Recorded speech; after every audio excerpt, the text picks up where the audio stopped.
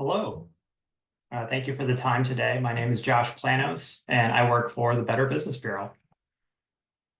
And the BBB has been around for a while, since all of us were born, I would imagine.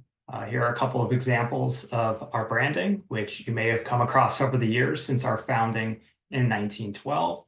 And we were really brought in primarily to regulate advertising, because back in the day, you could really say just about anything and get away with it, right?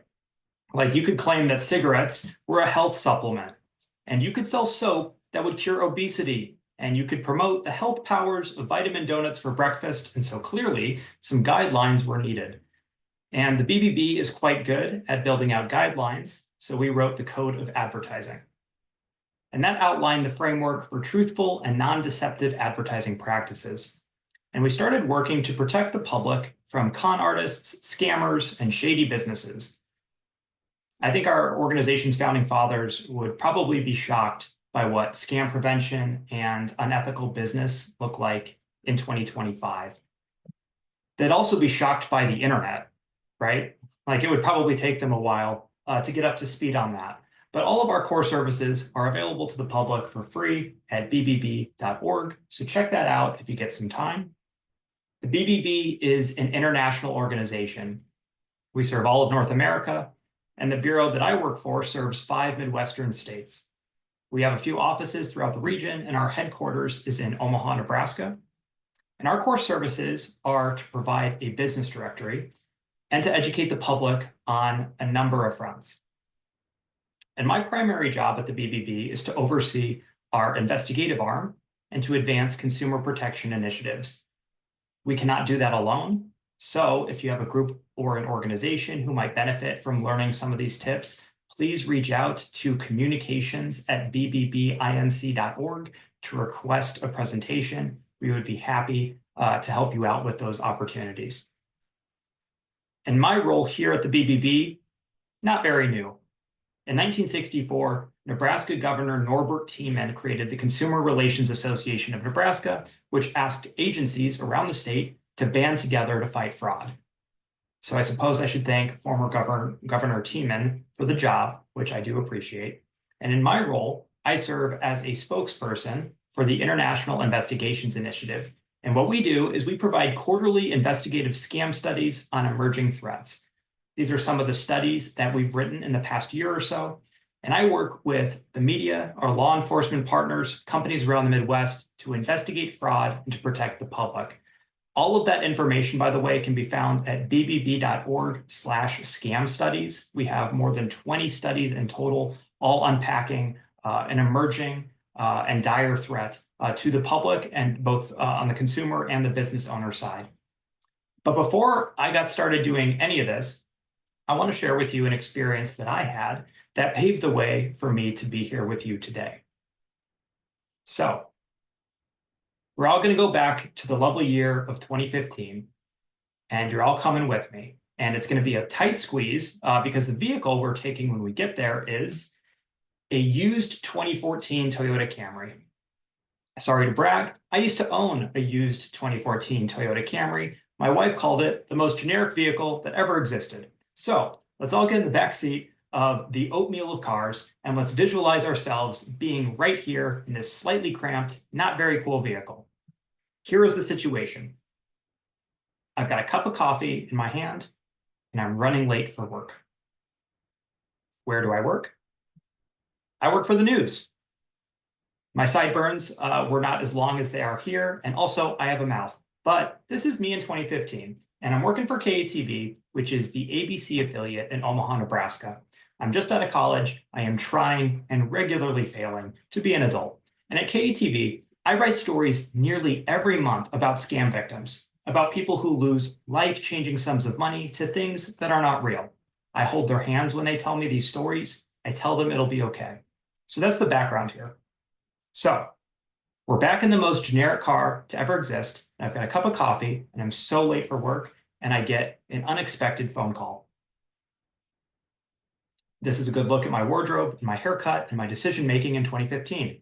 I get this phone call, and the caller ID says Internal Revenue Service, Washington, D.C. So I pick up the phone. And a man with a thick accent says, "Mr. Planos," and I say, "That's me." And he says, "Josh Planos of Omaha, Nebraska, who works for KETV and graduated from UNL." And I say, "Wow, that's a lot of information. But yes, you've got the right person." And he tells me that his name is IRS Agent Frank Williams. And then he reads off a badge number and informs me that I have inaccurately filed my taxes the prior year, and that after checking out my bank account, I owed about $5,000 to correct the situation. Agent Williams tells me they've been trying to get a hold of me for months. So if I don't agree in the moment, he has no choice but to alert Omaha police, who would arrest me at KETV for tax evasion. So in this moment, I'm really not thinking about my taxes and how I filed them. I'm really thinking about how I'm running late for work, and I'm thinking about how I'm going to need to explain the situation to my mom, who will need to bail me out of jail. See, I have accepted the reality of what has been presented to me. Ultimately, I choose to hang up the phone, but not before I pull my wallet out, not before I seriously consider providing my information to this person. Remember, at the time, I can't check what's been filed because I'm driving, and I'm not thinking clearly because the moment is accelerating on me. Let's quickly recap the information that this person has on me. This man was able to spoof the caller ID, identify my name, my age, my employer, my location, my alma mater. He called himself an IRS agent. He read off a badge number. He said he could access my bank account. It felt very real in the moment. Now, how do we think he found this information? Instagram. At the time, I had a public profile, and there was a rash of fake social media accounts that were targeting recent college graduates, and I was one of them. So I work for the news. I'm driving this car. I should have had every reason to know immediately that the situation was a scam, and I still came about as close as you can to providing my identity to a complete stranger, to experiencing identity theft, to making a life-altering decision. None of us are immune to scams. We are all targets. And we all think we're going to be in on the act to immediately be able to diagnose the situation until they call you when you least expect them. It is important to know what we are up against, I think. So let's chew on this number. $10 billion. That is the amount of money that was lost to scams and fraud in 2023, according to the FTC. It is a sum larger than the GDP of 66 entire countries. It is the single biggest annual amount ever recorded, and it's getting worse. And yet it's still not capturing the entirety of the problem, because depending on where you look, experts will tell you that 85% of fraud in this country goes unreported. So that $10 billion, that's a conservative estimate. Part of the problem, in my opinion, is that the average person thinks of this when they hear about scam prevention. Maybe somebody who's retired with a lot of money, a lot of free time, a rotary phone. Or they think about a con man who's asking you about your car's extended warranty, or if you'd like to buy a watch. And while those things do happen, scam prevention looks much closer to this. Something that impacts all demographics. Yes, even your kids, or your niece or nephew who's off at college and looking for scholarships to apply for to lessen the financial burden, or your friend who's looking for a job, and yes, even your grandparent who just happened to answer the phone. Scam prevention now looks closer to this. People who live in compounds half a world away, being forced under threat of violence to target you. Racks of cell phones, barbed wire labor camps, sophisticated operations. You remember that $10 billion figure we talked about? We in the Midwest are very much a part of that total. This is a list of scam-related headlines from just Nebraska in 2024 that I found online. And this is just what would fit on the page. And again, this is just what we know about. There are commonalities that connect all of them. So let's start first with execution. All that scammers are after is your money and your personal information. That's it. But there is something more foundational to these reports than that. All of these scams require trust. They wouldn't work otherwise, right? So today, I want us to think more critically about that word, because all of us trust things an awful lot. Like, let's start with these people. They look trustworthy to me. How about these people? Do they look trustworthy? Well, first, we'd have to agree that they are in fact people, right? Which they aren't. I have seen a lot of cell phones in my life. I've never seen one that looks quite like that. And that is a seatbelt on her wrist, not an Apple Watch. Also, her ear is cut in half. So these are not real people. These images were built by me for the purposes of this presentation using an artificial intelligence plugin where you can type out some words and poof, you have a picture. So these aren't real people. How do we feel about these people? Nope, they're not real either. This girl is missing a finger, and this woman is missing an arm, and these audience members appear to be playing the saxophone, but they look passable, right? Here are some others. This is not Tom Cruise. This isn't Taylor Swift. And did you know that the most viewed photo of the Pope in 2023 was this image of him wearing a designer jacket? And it wasn't real. It was viewed more than 10 million times around the world. Isn't that wild? In March 2023, at the Sony World Photography Awards, this image earned first place. It was described as a haunting reminder of 1940s family portraits. Only, when it came time to collect the award, the artist actually turned it down because this image isn't real either. The artist built it using a generator just like the one I used, and then won a global competition with it. There are more concerning examples, right? Like what if you promote a fake attack on the president? Or what if you show that the Pentagon is on fire? Or what if you show that there's a health crisis in another country? I ask myself more than ever, how can I trust what I am being presented with? And if that seems a little stubborn, we did a series of ads with the Lincoln Children's Zoo in the 1960s, and most of them still hold up really well. Sometimes it pays to be stubborn. Investigate before you invest, right? So here are 10 tips that will help you avoid nearly all of what is being reported to us. They are simple tips, but these 10 tips alone will keep you protected throughout every single month. Do not send money via gift card, cryptocurrency, or wire transfer to someone you haven't met. Resist high-pressure sales tactics. Don't click on links from unverified sources. Choose local businesses you trust. Verify websites and emails. Do not share personal information. Use secure payment methods. Be cautious when dealing with strangers online. Don't answer the phone for numbers you don't know.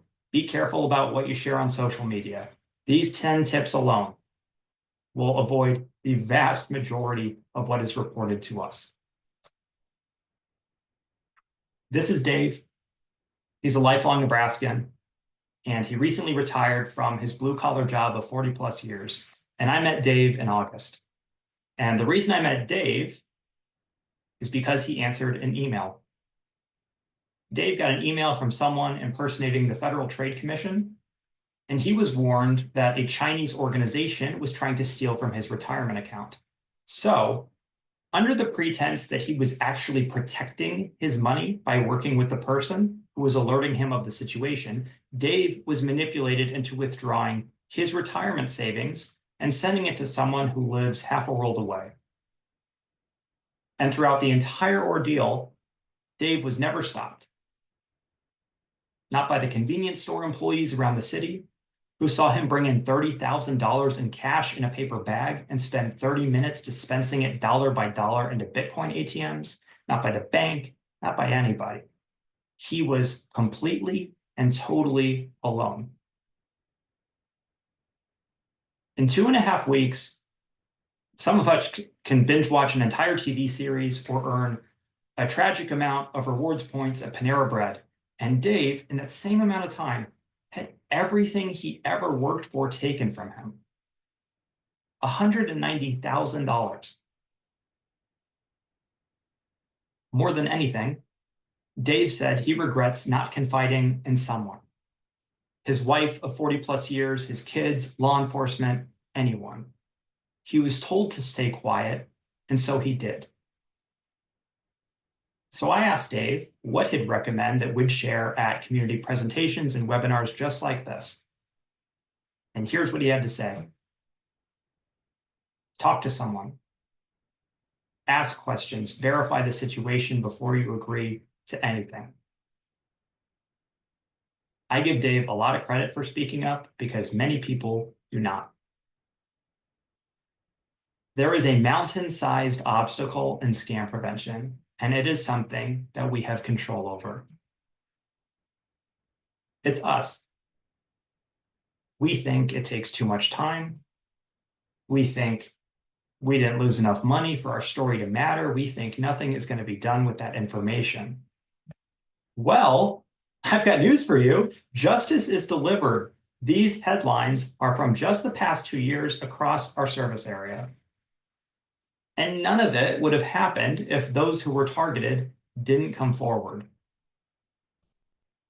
So this is what trust is about. Us. It's about knowing that we don't have to accept a world where scams are an everyday part of the experience. It's knowing that if I experience something, I can and must do my part to protect someone else from experiencing it too. Let's learn from my buddy Parker. He's a cute kid. And I met Parker when he was an 8th grader at St. Wenceslas in Omaha. And Parker's grandmother sadly was victimized by a scam. So Parker created a scam flyer to protect others from going through it. He spent part of his Easter weekend hand delivering it to Omaha area senior centers. So we reached out to Parker and asked him if he wanted to come by the BBB. And together, we built his dream scam flyer, one that had data behind it, one that made it easy to report, one that captured the story and could be provided everywhere that he couldn't go as a single person without a car. Here is the new flyer, which is now available in every senior center in Nebraska. It has also been rolled out in the other states that we serve. We named an award after Parker to continue his story, to remind people every year at our most attended event that scam prevention requires all of us.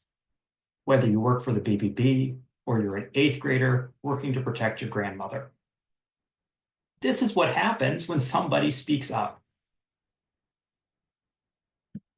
Last year, our bureau fielded more than 1,300 scam reports from Iowa, Kansas, Missouri, Nebraska, and South Dakota residents, impacting millions of dollars in losses. These are not company complaints.